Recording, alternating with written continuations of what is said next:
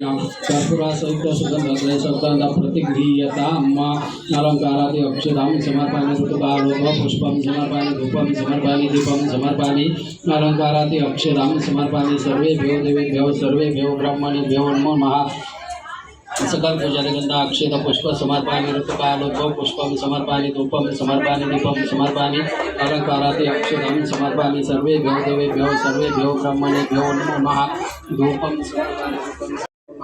पंचामृत स्नानं समर्पयामि पंचामृत स्नानान्तरेण पुनश्च सिद्धोदक स्नानं समर्पयामि सिद्धोदक स्नानान्तरे कर्पूरासहित सुगन्धद्रव्ययुक्तं प्रतिगृह्यताम्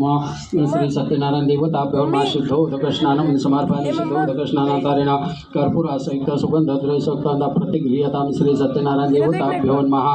पंचस्नानं समर्पयामि दधिस्नानं समर्पयामि दधिस्नानान्तरेण घृतस्नानं समर्पयामि घृतस्नानान्तरेण मधुस्नानं समर्पयामि मधुस्नानं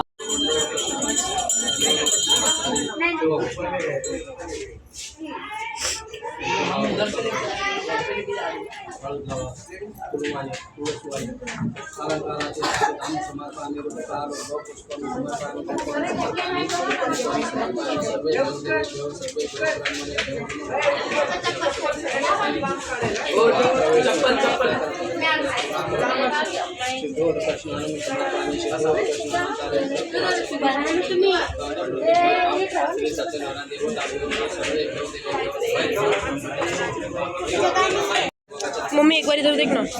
मम्मी एक बार इधर देखो ना मम्मा, मम्मा एक बार इधर देखो ना प्रकार नेहमीच नावाच्या आधारामध्ये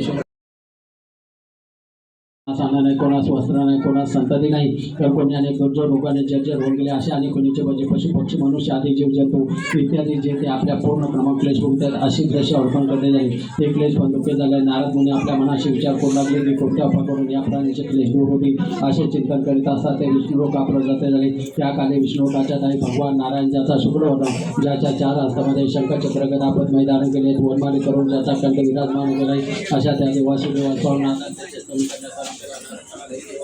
प्रमुख एक प्रकारचा यजमानी सांगता येत नाही मनाने तो विषय कल्पना करता येत नाही।